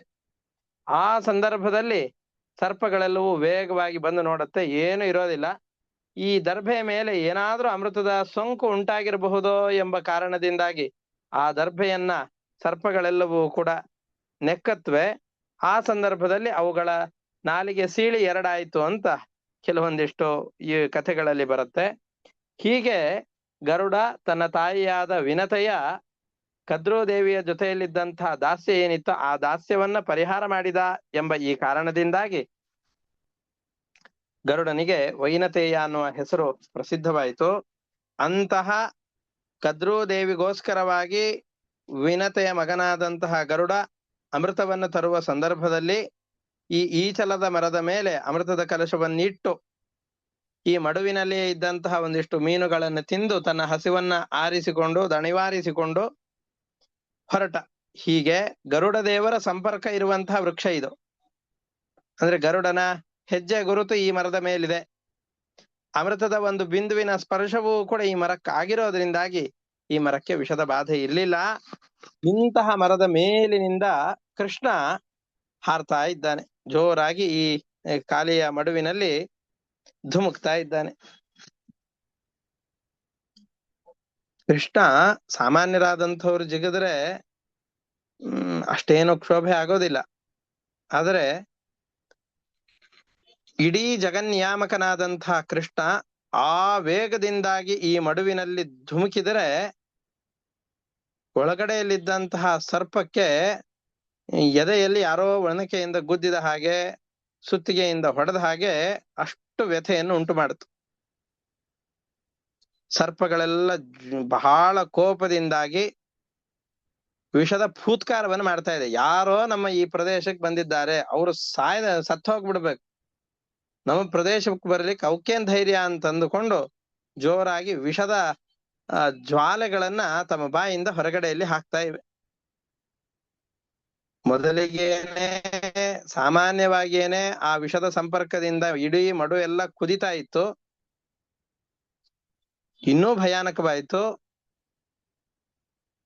ಆ ಒಲೆಯಲ್ಲಿಟ್ಟಂತಹ ನೀರು ಬಹಳ ಜೋರಾಗಿ ಕುದಿಸಿದರೆ ಹೇಗೆ ಕೊತ ಕೊತ ಅಂತ ಕುದಿಯತ್ತಲ್ಲ, ಆ ರೀತಿಯಾಗಿ ಈ ಉಲ್ಕಾಪಾತಗಳು, ಈ ಸಮುದ್ರದ ಈ ಪರ್ವತಗಳ ಮಧ್ಯದಲ್ಲೆಲ್ಲ ಜ್ವಾಲಾಮುಖಿಗಳೆಲ್ಲವೂ ಕೂಡ ಉಕ್ಕಿದರೆ, ಆಕಾಶಕ್ಕೆ ಚಿಮ್ಮಿದರೆ ಹೇಗೆ ಎಷ್ಟೆಷ್ಟೋ ಎತ್ತರಕ್ಕೆ ಹಾರತ್ತಲ್ಲ, ಅಷ್ಟು ಎತ್ತರಕ್ಕೆ ಅಂತ ಈ ಯಮುನಾ ನದಿಯ ನೀರೆಲ್ಲ ಚಿಮ್ತಾ ಇದೆ. ವಿಷಮಿಶ್ರಿತವಾದಂತಹ ನೀರು ಮೇಲಕ್ಕೆ ಚಿಮ್ತಾ ಇದೆ. ಸರ್ಪಹ್ರದ ಪುರುಷ ಸಾರ ನಿಪಾತ ವೇಗ ಸಂಕ್ಷೋಭಿತೋರಗ ವಿಶೋಚ್ಛ್ವಸಿತಾಂಬುರಾಶಿಹಿ ಪರ್ಯಕ್ ಪ್ಲುತೋ ವಿಷಕಷಾಯ ವಿಭೀಷಣೋರ್ಮಿ ಭೀಮೋ ಧನುಷ್ಯತಮನಂತ ಬಲಸ್ಯ ಕಿಂ ತತ್. ಅನಂತ ಬಲವುಳ್ಳಂತಹ ಪರಮಾತ್ಮನ ಎದುರಿನಲ್ಲಿ ಎಂತ ವಿಷದ ಪ್ರಭಾವವಾದರೆ ಏನು ಪ್ರಯೋಜನ ಇದೆ? ಏನು ಇದರಿಂದ ವ್ಯತ್ಯಾಸವಾಗೋದೇ ಇಲ್ಲ. ತಸ್ಮಿನ್ನ ಹೃದಯ ವಿಹರತೋ ಭುಜ ದಂಡ ಘೂರ್ಣ ವಾರ್ಘೋಷ ಮಂಗ ಪರವಾರಣ ವಿಕ್ರಮಸ್ಯ ಆಶ್ರುತ್ಯ ತತ್ ಸ್ವಸದ ನಾಭಿಭವಂ ಸಸೈನ್ಯ ಚಕ್ಷುಶ್ರವಾಹ ಸಮಸರತ್ ತದಮೃಶ್ಯಮಾಣಃ. ಕೃಷ್ಣ ದಿಢೀರಂತ ಆ ಸರ್ಪದ ಬಳಿಯಲ್ಲಿ ಹೋಗ್ಲಿಲ್ಲ. ಜೋರಾಗಿ ಆ ಹೃದಯದಲ್ಲಿ ಆ ಸರೋವರದ ಮಡುವಿನಲ್ಲಿ ಈಜಲಿಕ್ಕೆ ಅಂತ ಪ್ರಾರಂಭ ಮಾಡ್ತಾ ಇದ್ದ. ಹೆಂಗ್ ಈಜ್ತಾ ಇದ್ದಾನೆ ಅಂತಂದ್ರೆ, ಕೆಳಗಡೆಯಲ್ಲಿ ಯಾವ ಪ್ರಾಣಿಗಳಿರುತ್ತೋ ಅವು ಯಾವುದು ಸುಖವಾಗಿ ಇರಬಾರ್ದು. ಕೃಷ್ಣ ಜೋರಾಗಿ ಈಜಲಿಕ್ಕೆ ಅಂತ ಕೈಯನ್ನ ಎತ್ತಿ ಆ ಮಡುವಿಗೆ ಹಾಕಿದರೆ ಒಳಗಡೆಯಲ್ಲಿದ್ದಂತಹ ಸರ್ಪಗಳ ತಲೆ ಮೇಲೆ ಜೋರಾಗಿ ದೊಡ್ಡ ಪೆಟ್ಟನ್ನ ಹಾಕದ ಹಾಗೆ ಆಗ್ತಾ ಇತ್ತು. ತನ್ನ ಇಡೀ ವಾಸಸ್ಥಾನವೇನೆ ಕೃಷ್ಣನ ಈ ಹೊಡೆತದಿಂದ ಧ್ವಂಸವಾಗಿ ಹೋಗ್ತಾ ಇದೆ, ನಾಶವಾಗಿ ಹೋಗ್ತಾ ಇದೆ. ಯಾರ್ದಾದ್ರೂ ಒಂದ್ ರೂಮಲ್ಲೋ ಅಥವಾ ನಮ್ಮ ಮನೆಯಲ್ಲೋ ಇದ್ದಾಗ ನಮ್ಮ ಪಕ್ಕದ ಮನೆಯವರು ಅಥವಾ ನಮ್ಮ ಮನೆ ಮೇಲಿನ ಯಾರಾದ್ರೂ ಮನೆಯವರು, ಎದುರು ಮನೆಯವರು, ಹಿಂದಿನ ಮನೆಯವರು ಏನಾದ್ರೂ ಜೋರಾಗಿ ಶಬ್ದ ಮಾಡ್ತಾ ಇದ್ರು ಅಂತಂದ್ರೆ ನಮಗೆಲ್ಲ ಅದನ್ನ ಸಹಿಸಿಕೊಳ್ಳಿಕ್ ಆಗೋದಿಲ್ಲ. ಸಿಟ್ಟಿನಿಂದ ಹೋಗಿ ಯಾಕ್ರಿ ಈ ತರ ಸೌಂಡ್ ಮಾಡ್ತಾ ಇದ್ದೀರಿ, ನಿಲ್ಲಿಸ್ರಿ ಅಂತ ನಾವೆಲ್ಲ ಹೋಗಿ ಅರಚಾಡಿಕೊಳ್ತೇವೆ. ಅವ್ರಿಗೆ ಸೌಂಡ್ ಅನ್ನು ಕಡಿಮೆ ಮಾಡ್ರಿ ಅಂತ ಹೇಳ್ತೇವೆ. ಯಾಕೆ ಈ ತರ ಮಾಡ್ತಾ ಇದ್ದೀರಿ ಅಂತ ಕೇಳ್ತೇವೆ. ಹಾಗೇನೆ ಕೃಷ್ಣನು ಕೂಡ ಜೋರಾಗಿ ಅಪ್ಪಳಿಸಿದಾಗ ಯಾರು ಈ ತರ ಮಾಡ್ತಾ ಇದ್ದಾರೆ ಅಂತ ಅಂದುಕೊಂಡು ನನ್ನ ವಾಸಸ್ಥಾನವನ್ನು ಕೆಡಿಸುವಂತಹ ಈ ಶಬ್ದ ಯಾವ ದುಷ್ಟನಿಂದಾಗ ಆಗ್ತಾ ಇದೆ ಅಂತ ಯೋಚನೆ ಮಾಡಿ ಈ ಶಬ್ದವನ್ನ ಕೇಳಲಿಕ್ಕಾಗದೇನೆ ತನ್ನ ಸೈನ್ಯ ಸಹಿತನಾಗಿ ಕೃಷ್ಣನ ಬಳಿಯಲ್ಲಿ ಬರ್ತಾ ಇದ್ದಾನೆ. ಇಂತಹ ಕೋಮಲನಾದಂತಹ ಅದ್ಭುತವಾದ ಶರೀರವುಳ್ಳಂತಹ ಈ ಕೃಷ್ಣನ ದರ್ಶನ ಅವನಿಗೆ ಕಾಲಿಯನಿಗೆ ಆಗ್ತಾ ಇದೆ. ಬಾಲಕೃಷ್ಣ ಅವನು, ಯೌವನದಲ್ಲಿರುವವನಲ್ಲ, ಪೌಗಂಡಾವಸ್ಥೆಯಲ್ಲಿರುವ ಕೃಷ್ಣ. ಪೌಗಂಡ ಅಂತಂದ್ರೆ 6 ರಿಂದ 9 ವರ್ಷದ ವಯಸ್ಸಿನ ಮಕ್ಕಳಿಗೆ ಪೌಗಂಡ ಅಂತ ಕರೀತಾರೆ. ಇಂತಹ ಬಾಲಕೃಷ್ಣ ಆ ನೀರಿನಲ್ಲಿ ಆಟ ಆಡ್ತಾ ಇದ್ದಾನೆ. ಮೇಘ ಶ್ಯಾಮಲ ವರ್ಣ ಕೃಷ್ಣನದ್ದು ನೋಡಿದ್ರೆ ಮತ್ತೆ ಮತ್ತೆ ನೋಡಬೇಕು ಅಂತ ಅನ್ನಿಸುವಂತಹ ಆಕರ್ಷಣೀಯವಾದಂತಹ ಕಾಂತಿ ಇದೆ. ಶ್ರೀವತ್ಸ ಚಿಹ್ನೆ ಇದೆ ಕೃಷ್ಣನಲ್ಲಿ. ಪೀತಾಂಬರವನ್ನು ಉಟ್ಟುಕೊಂಡಿದ್ದಾನೆ, ಸೊಂಟಕ್ಕೆ ಬಟ್ಟೆಯನ್ನ ಕಟ್ಟಿಕೊಂಡಿದ್ದಾನೆ. ಅಲ್ಲಿ ಈಜುವಾಗಲೂ ನಗುಮುಖ ಇದೆ ಕೃಷ್ಣನದ್ದು. ಪಾದಗಳೆಲ್ಲ ಕೋಮಲವಾಗಿದೆ.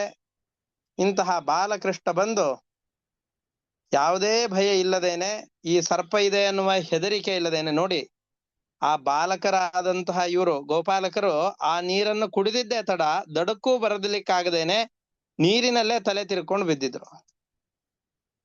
ಕೃಷ್ಣ ತಲೆ ತಿರ್ಕೊಂಡು ಬೀಳೋದಲ್ಲ, ಆ ಮಡುವಿನಲ್ಲಿಯೇ ಧುಮುಕಿ ಆ ನೀರಿನ ಗುಳ್ಳೆಗಳೆಲ್ಲ ಎಲ್ಲಿ ಬರ್ತಾ ಇತ್ತಲ್ಲ, ವಿಷದ ಜ್ವಾಲೆಗಳು, ಆ ಜ್ವಾಲೆಗಳು ಎಲ್ಲಿತ್ತೋ ಅಲ್ಲಿಯೇ ಧುಮುಕಿ ಆ ಸರ್ಪಕ್ಕೆಲ್ಲ ಕಿರಿಕಿರಿ ಆಗುವ ಹಾಗೆ ಜೋರಾಗಿ ತನ್ನ ತೋಳಿನಿಂದ ನೀರನ್ನ ಅಪ್ಪಳಿಸಿ ನೀರಿನಲ್ಲಿ ಆಟ ಆಡ್ತಾ ಇದ್ದಾನೆ.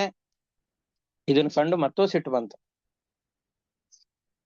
ಸಿಟ್ಟಿನಿಂದ ಈ ಕಾಳಿಂಗ ಬಂದು ಕೃಷ್ಣನ ಮರ್ಮಸ್ಥಳಗಳಲ್ಲಿ ವಿಷದಂಶನವನ್ನು ಮಾಡ್ತಾ ಇದ್ದಾನೆ, ಜೋರಾಗಿ ಕಚ್ತಾ ಇದ್ದಾನೆ.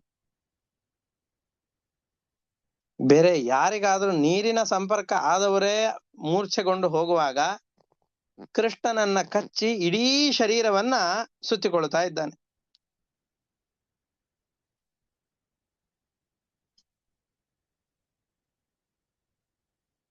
ನಮಗೆ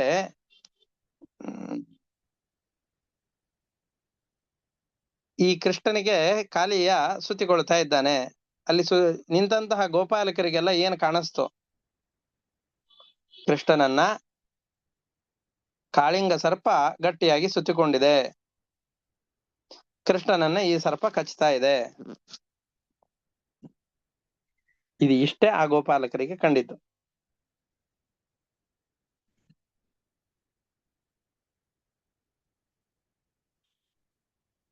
ನಮಗೆ ಜಗತ್ತಿನಲ್ಲಿ ಎಷ್ಟೋ ಕಾರ್ಯಗಳು ನಡೀತಾ ಇರತ್ತೆ. ನಾವು ತಿಂತಾ ಇರ್ತೇವೆ, ಓಡಾಡ್ತಾ ಇರ್ತೇವೆ, ಆ ಕೆಲಸವನ್ನ ಮತ್ತೊಂದು ಕೆಲಸವನ್ನ, ನೂರಾರು ಕೆಲಸಗಳನ್ನ ಮಾಡ್ತಾ ಇರ್ತೇವೆ.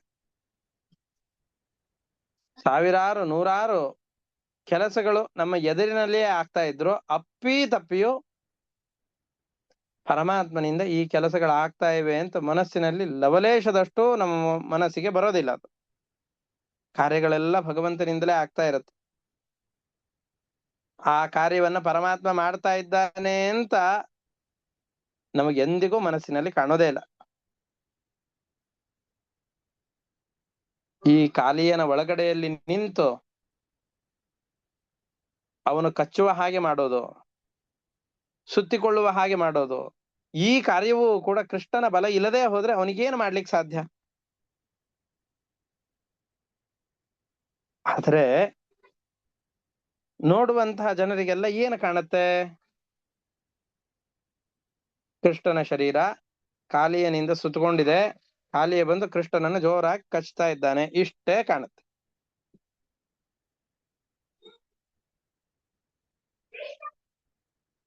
ಕೃಷ್ಣ ಎದುರುಗಡೆಯಲ್ಲಿ ಕಾಣಿಸ್ತಾ ಇದ್ದಾನೆ. ಹೇಗಿದ್ದಾನೆ?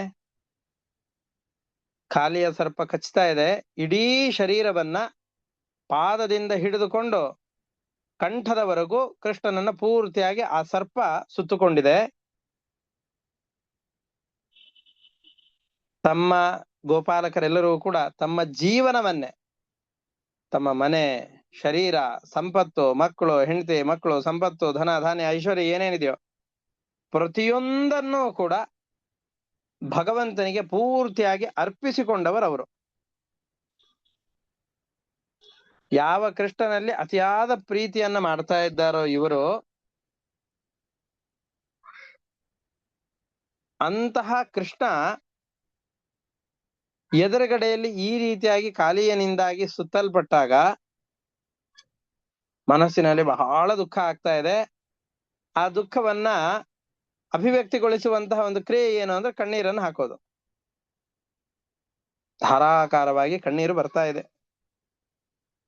ಬಹಳ ಭಯವಾಗಿದೆ. ಏನ್ ಮಾಡಬೇಕು ಅಂತ ಅವ್ರ ತಲೆಗೆ ತೋಚ್ತಾ ಇಲ್ಲ.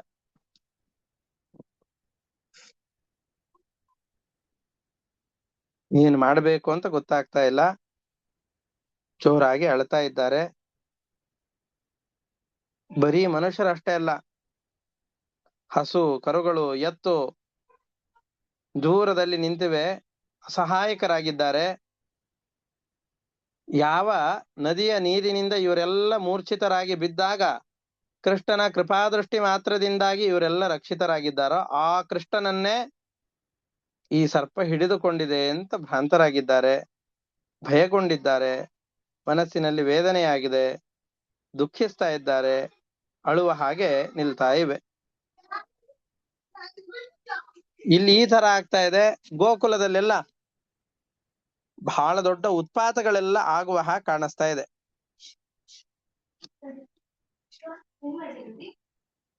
ಭೂಮಿಯಲ್ಲಿ ಒಂದು ದೊಡ್ಡ ತರದ ಉತ್ಪಾತಗಳು, ಭೂಮಿ ಎಲ್ಲ ಕಂಪಿಸುವ ಹಾಗೆ ಆಗ್ತಾ ಇದೆ.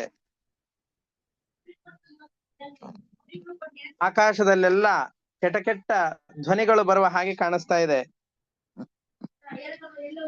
ಶರೀರದಲ್ಲಿ ಕೆಲವೊಂದಿಷ್ಟು ಅಪಶಕುನ ಸೂಚಕಗಳು ಅಂತಿವೆ. ಎಡಗಣ್ಣು ಅದರೋದು, ಇವೇ ಮೊದಲಾದ ಅನಿಷ್ಟ ಸೂಚಕಗಳಿವೆ. ಗಾವೋ ವೃಷ ವತ್ಸರ್ಯಃ ಕ್ರಂದಮಾನ ಸುದುಃಖಿತಾ ಕೃಷ್ಣನ್ಯಸ್ತೆ ಕ್ಷಣಾಭೀತಾ ರುದಂತ್ಯ ಇವ ತಸ್ಥಿರೇ. ಕೃಷ್ಣನನ್ನು ನೋಡ್ತಾ ಬಹಳ ದುಃಖಗೊಂಡು ಇವರೆಲ್ಲರೂ ಕೂಡ ಅಲ್ಲೇ ನಿಲ್ತಾ ಇದ್ದಾರೆ, ಅಳುವ ಹಾಗೆ ಕಾಣಿಸ್ತಾ ಇದೆ. ಇದೇ ಸಂದರ್ಭದಲ್ಲಿ ಅಥೌ ರಜೆ ಮಹೋತ್ಪಾತಾ ತ್ರಿವಿಧಾಹ್ಯತಿ ದಾರುಣಾ. ಭೂಮಿ, ಅಂತರಿಕ್ಷ, ಶರೀರ ಎಲ್ಲ ಕಡೆಯಲ್ಲೂ ಕೂಡ ಭಯಂಕರವಾದ ಉತ್ಪಾತಗಳೆಲ್ಲವೂ ತೋರ್ತಾ ಇವೆ. ತಾನಾ ಲಕ್ಷ ಭಯೋದ್ವಿಗ್ನಾ ಗೋಪಾರಂದ ಪುರೋಗಮಾಃ ವಿನಾ ರಾಮೇಣ ಗಾಃ ಕೃಷ್ಣಂ ಜ್ಞಾತ್ವಾ ಚಾರಯಿತುಂ ಗತಂ ತೈರ್ದುರ್ನಿಮಿತ್ತೈರ್ನಿಧನಂ ಮತ್ವಾ ಪ್ರಾಪ್ತಮ ತದ್ವಿದಃ ತತ್ಪ್ರಾಣಾಸ್ತನ್ಮನಸ್ಕಾಶ್ಚ ದುಃಖ ಶೋಕ ಭಯಾತುರಾಃ. ಗೋಪಾಲಕರು ಇದೆಲ್ಲ ಉತ್ಪಾತಗಳನ್ನು ಗಮನಿಸ್ತಾ ಇದ್ದಾರೆ. ಬಲರಾಮನನ್ನ ಕರೆದುಕೊಂಡು ಹೋಗಿಲ್ಲ, ಕೃಷ್ಣ ಒಬ್ಬನೇ ಹೋಗಿದ್ದಾನೆ ಅಂತಂದುಕೊಂಡು ಮತ್ತಷ್ಟು ಭಯ ಆಗಿದೆ. ಕೃಷ್ಣ ಯಾವುದೋ ಒಂದು ದೊಡ್ಡ ಅಪಾಯದಲ್ಲಿ ಸಿಲುಕಿ ಹಾಕಿಕೊಂಡಿದ್ದಾನೆ ಅಂತ ಅವರೆಲ್ಲ ಯೋಚನೆ ಮಾಡ್ತಾ ಇದ್ದಾರೆ. ಯಾವಾಗ್ಲೂ ಇವ್ರು ಇಲ್ಲಿ ಇದ್ರು ಮನಸ್ಸಿನಲ್ಲಿ ಕೃಷ್ಣನನ್ನೇ ಆಲೋಚನೆ ಮಾಡ್ತಾ ಇದ್ರು. ಎಲ್ರು ಗೋಕುಲದಲ್ಲಿ ಇದ್ದಾರೆ ಅಷ್ಟೇ, ಶರೀರ ಮಾತ್ರ ಇಲ್ಲಿದೆ, ಮನಸ್ಸು ಯಾವಾಗಲೂ ಕೃಷ್ಣನನ್ನೇ ನೆನಪಿಸಿಕೊಳ್ತಾ ಇದೆ. ಈ ಎಲ್ಲ ಅಪಶಕುನಗಳನ್ನು ನೋಡಿ, ವಾತಾವರಣದಲ್ಲಾದಂತಹ ಬದಲಾವಣೆಗಳನ್ನು ನೋಡಿ ಅವರಿಗೆ ಮನಸ್ಸಿನಲ್ಲಿ ಬಹಳ ವ್ಯಾಕುಲತೆ ಉಂಟಾಯಿತು. ಕೃಷ್ಣನ ಮಹಿಮೆ ಏನು ಅಂತ ಗೊತ್ತಿಲ್ಲ. ಪೂತನಿಯ ಮೊಲೆಯನ್ನುಂಡು ಅವಳನ್ನ ಪ್ರಾಣವನ್ನ ಹೀರಿದವನಿವನು. ತೃಣಾವರ್ತನೆಂಬಂತಹ ಸುಂಟರ ಗಾಳಿಯ ರೂಪದಲ್ಲಿ ಬಂದಂತಹ ಅಸುರನನ್ನ ಮೇಲಿನಿಂದ ಕೆಳಗಡೆ ಹಾಕಿ ಕೊಂದವನು.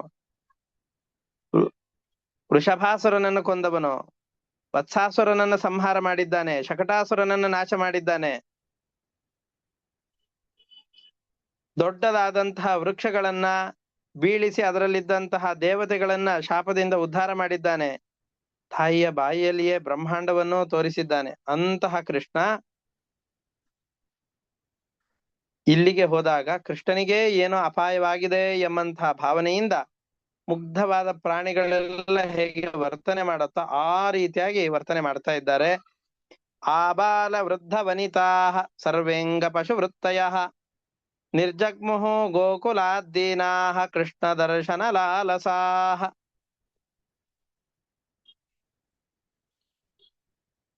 ಇವರೆಲ್ಲರಿಗೆ ಕೃಷ್ಣನನ್ನು ನೋಡ್ಬೇಕು ಅಂತ ಆಸೆ ಆಗಿದೆ. ಏನಾದ್ರೂ ಆಗ್ಲಿ, ಕೃಷ್ಣ ಎಲ್ಲಿದ್ದಾನೋ ಅಲ್ಲಿಗೆ ಹೋಗೋಣ ಅಂತಂದುಕೊಂಡು ಬಹಳ ಭಯಭೀತರಾಗಿದ್ದುಕೊಂಡು ಕೃಷ್ಣನನ್ನು ನೋಡ್ಬೇಕು ಅನ್ನುವ ಅತಿಯಾದ ಆಸೆಯಿಂದ ಗೋಕುಲದಿಂದ ಹೊರ ಹೋಗ್ತಾ ಇದ್ದಾರೆ. ಇವರೆಲ್ಲ ಇಷ್ಟು ಭಯದಿಂದ ವಿಹ್ವಲರಾದಾಗ ಬಲರಾಮ ಏನ್ ಮಾಡ್ದ? ಏನು ಮಾಡ್ದೇನೆ ತಟಸ್ಥನಾಗಿ ನಿಂತಿದ್ದ. ಯಾಕೆ ಅಂತಂದ್ರೆ ಇವ್ರನ್ನ ತಡಿಲಿಕ್ಕೆ ಹೋಗ್ಲಿಲ್ಲ, ಏನು ಉತ್ತರವನ್ನು ಕೊಡ್ಲಿಲ್ಲ. ತನ್ನ ತಮ್ಮನ ಸಾಮರ್ಥ್ಯ ಏನು ಅಂತ ಇವ್ರಿಗೆ ಗೊತ್ತಿದೆ. ತಾಸ್ತಥಾ ಕಾತರಾನ್ ವೀಕ್ಷ ಭಗವಾನ್ ಮಾಧವೋ ಬಲಃ ಪ್ರಹಸ್ಯ ಕಿಂಚಿನ್ನೋ ವಾಚ ಪ್ರಭಾವಜ್ಞೋ ಅನುಜಸ್ಯ ಸಹ.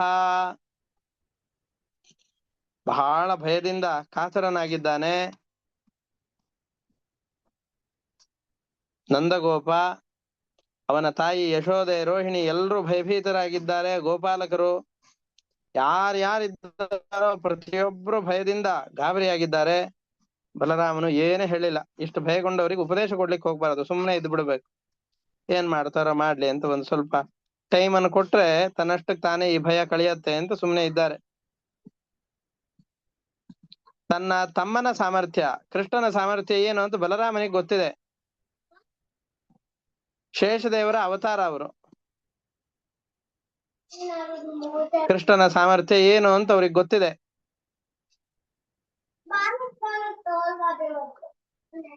ಹಾಗಾಗಿ ಅವನು ಸುಮ್ಮನೆ ನಿಂತಿದ್ದಾನೆ. ಇವರೆಲ್ಲ ಕೃಷ್ಣನನ್ನು ಹುಡುಕ್ತಾ ಹೋಗ್ತಾ ಇದ್ದಾರೆ. ಆದ್ರೆ ಕೃಷ್ಣ ಎಲ್ಲಿದ್ದಾನೆ ಅಂತ ಕಂಡು ಹಿಡಿಯೋದು ಹೇಗೆ? ಅದಕ್ಕೊಂದು ಒಳ್ಳೆ ಉಪಾಯ ಮಾಡಿದ್ರು ಇವರು. ಕೃಷ್ಣ ಎಲ್ಲಿದ್ದಾನೆ ಅಂತ ಅನಾಯಾಸವಾಗಿ ಕಂಡು ಹಿಡಿದು ಅಲ್ಲಿ ಕೃಷ್ಣ ಇರುವಂತಹ ಸ್ಥಳಕ್ಕೆ ಹೋಗ್ತಾರೆ. ಕಂಡು ಹಿಡಿದಂತಹ ಬಗೆ ಹೇಗೆ, ಅಲ್ಲಿ ಹೋದಂತಹ ನಂತರದಲ್ಲಿ ಆದಂತಹ ಕಥೆಗಳೇನು ಅನ್ನೋದನ್ನ ಮತ್ತೆ ಮುಂದಿನ ಪ್ರವಚನದಲ್ಲಿ ನೋಡೋಣ ಅಂತ ಹೇಳ್ತಾ ಇವತ್ತಿನ ಪಾಠವನ್ನು ಇಷ್ಟಕ್ಕೆ ಮುಕ್ತಾಯ ಮಾಡ್ತಾ ಇದ್ದೇನೆ. ಹರಯೇ ನಮಃ. ಶ್ರೀಕೃಷ್ಣ ಅರ್ಪಣಮಸ್ತು. ಅನೇನ ಭಾವಿ ಯತ್ ಪುಣ್ಯಂ ತೇನ ಪ್ರೀಣಾತು ಕೇಶವಃ. ಹರಯೇ ನಮಃ. ಶ್ರೀಕೃಷ್ಣ ಅರ್ಪಣ.